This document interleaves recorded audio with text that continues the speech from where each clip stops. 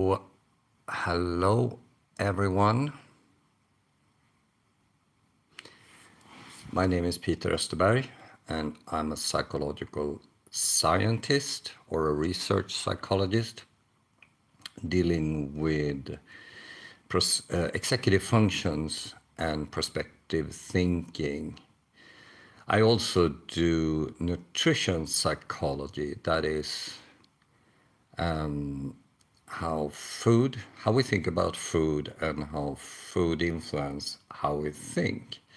Now, all of this is, of course, incorporated because, in my view, the executive functions will function, so to speak, if you have a healthy mind. And a healthy mind is dependent on nutrition. So nutrition and psychology is actually a very interesting topic which I have dealt with for maybe 10 years or so, and especially here in Finland. So because this is my first live broadcast, I have switched actually temporarily from TikTok, where I have previously done 49 each 2-hour long live broadcasts, where I do Q&A on people can ask me anything about psychology, and I try to answer that. So in this live video, which I think will be stored on the YouTube, I will give a little background about myself. So in my youth, I became a manager for a sports section within YMCA. And long story short, from my teens until I was like 23 and a half, we grew to 14 people. So I was the head coach and manager for 14 people, actually. It was a fantastic life experience, which I brought with me. And during that time, I also went through a rescue diver education. It was a 9-month long, which ended up with a French CMAS 2-star certificate. Also, just amazing life experience. I also studied physiotherapy, which means I went through a massage therapy education. So I'm not a masseuse, but I became a massage therapist. Means I know something about the anatomy and the bone structure. But during that time, I also attended many, not university courses, but we were sent to study leadership, group dynamics and stuff like that. And in that context, I got in contact with sports psychology, I think it was, in particular goal setting. So I spent a long time doing stuff like that until I shifted. I went back to the university to finalize my bachelor thesis in experimental emotional psychology. And that was because we had a situation during my last stint as a coach where the athlete had performance anxiety, and the cognitive strategies which I applied, and I had applied very successful for many years, didn't work. And I basically asked him, could you elevate the corners of your mouth like that? And he looked at me like I said something crazy again. But what happened was that he reduced his time for preparation, which was very important in that sport, and is, from 120 seconds to 15 seconds. And that was just an amazing observation. So I went back to university to test if that was anecdotal or if manipulation of the facial muscles was general to our species. We conducted a very complex, from a statistical point of view, experiment, which actually validated the claim that there is a general impact from activating these muscles here, which is zygomatic major or zygomaticus major. I had a master's student. She was very good, but as I said zygomatic, she typically corrected me all the time by saying zygomaticus, and she was correct. And then I went on. During that time, I also took 2 courses, one in special pedagogics. So as a coach, it made sense to have an interest in pedagogics, I think, and also did some math teaching in elementary school for, was it 7 to 9 graders? And I always been a fan of Diana Baumrin's work. So I got this super interesting idea to conduct an experimental test for that course in pedagogics. So I used what I have learned during the work with the bachelor thesis and tested how internal and social adjustment was influenced by parent relations, or whether the parents were living together or not, and also cognitive development. And the result, which is long gone because it was in a PDF file, which then it wasn't possible to open it suddenly. But anyway, that demonstrated that boys and girls are influenced by what's happening in the home environment in different ways. It's just very interesting and important finding for me and for many other people as well. And that opened the door to dig deeper into those issues. So I became a part of a research project. I met another researcher who specialized in this. So because I have done this preliminary work, I got access to their database where I could test subsets to internal and social and adjustment and cognitive development. I think 7 or 8 subsets. And that became a master's thesis in social psychology, which I can talk about in another situation. I also took another course. I found a course about something called organisational learning. Never heard that before. This was the late 1990s. And I wrote an essay about it, and the lecturer, he came to me afterwards and said, I don't recognize any of the references you used. And that made me a little bit nervous, of course, because he said it in a way that didn't sound very positive. And then he continued, you have to do your doctorate.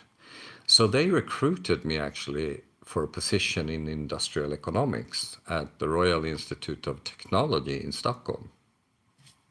Fascinating, of course. And because of the work in social psychology and experimental psychology, I sort of have options there too. So, it was a great time. But as we were preparing for my entry into the to the Department of Industrial Economics, they asked me, I can't remember exactly, we came into a situation about method, and they asked me, do you think you could measure everything? And I, without thinking, said yes, because I'm a statistician. That ended. They didn't want to have me anymore because they were aiming for qualitative method, which nothing wrong with that, but I am typically not into qualitative research.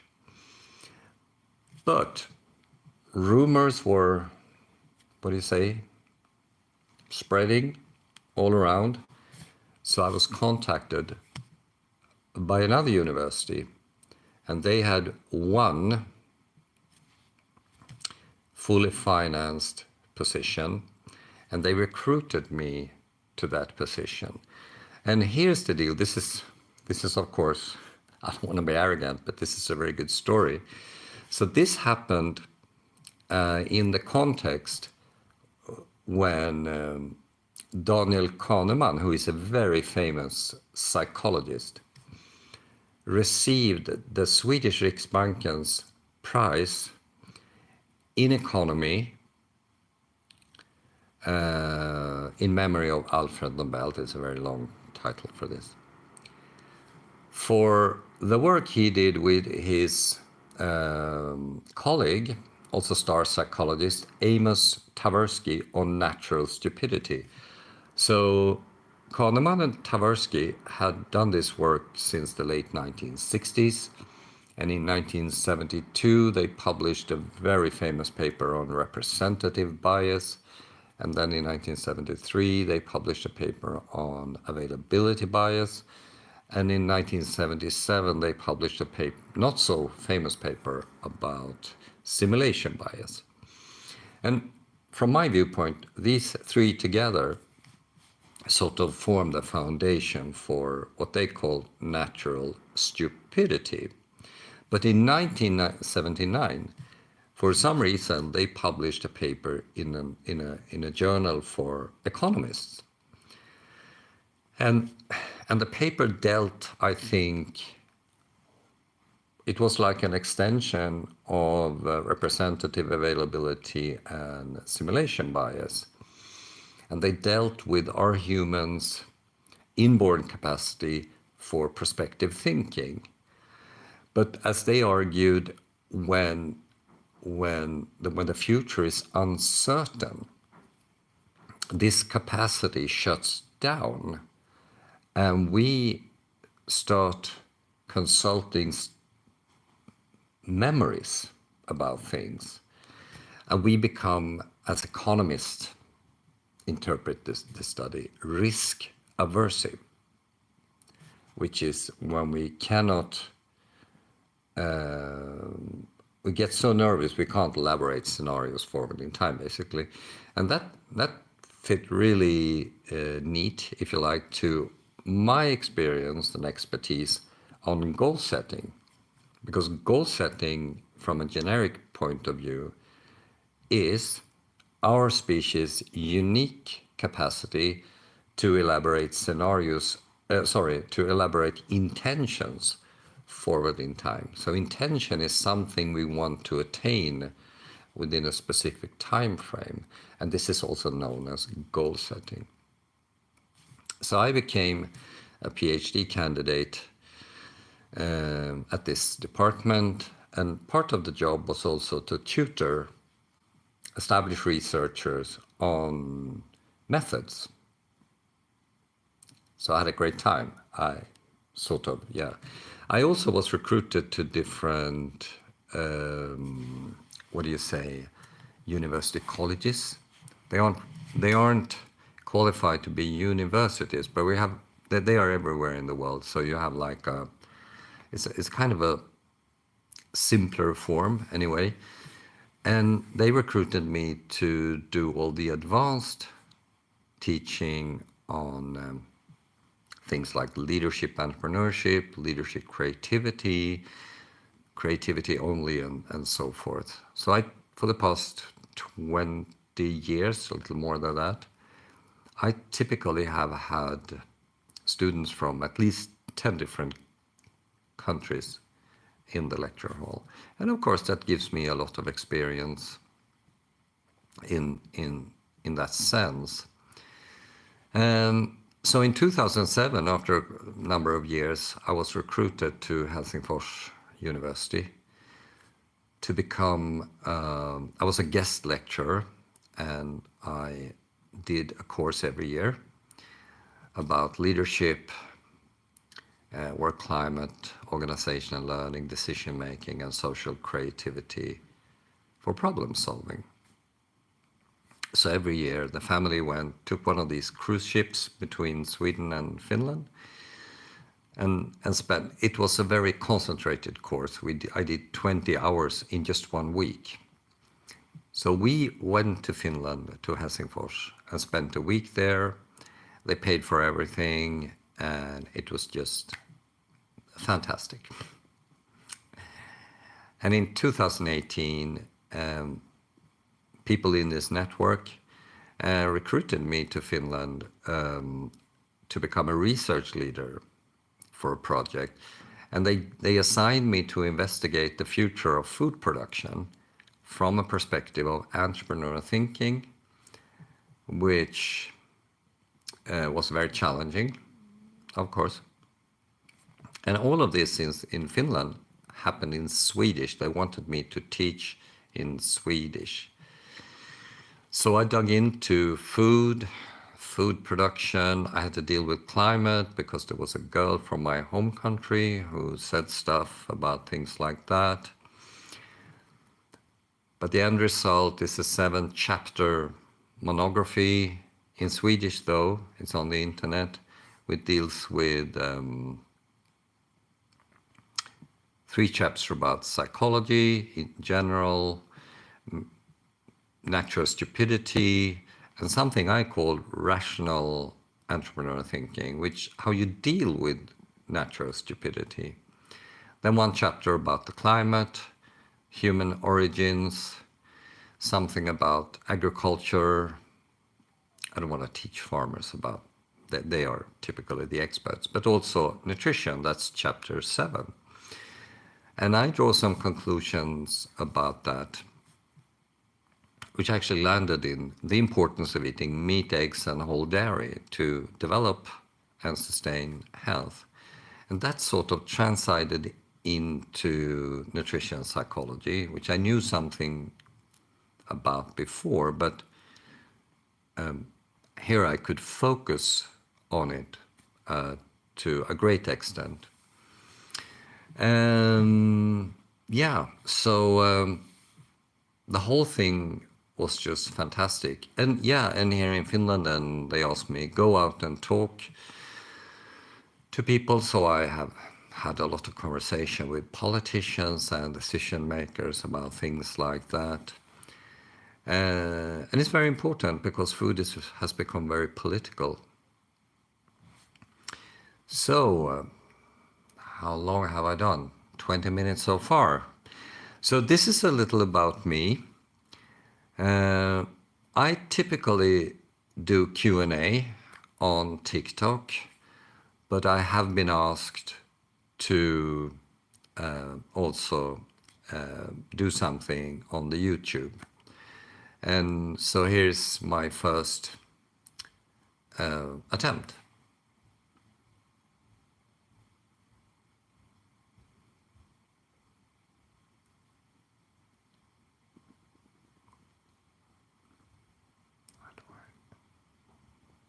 And I don't really understand how I end this.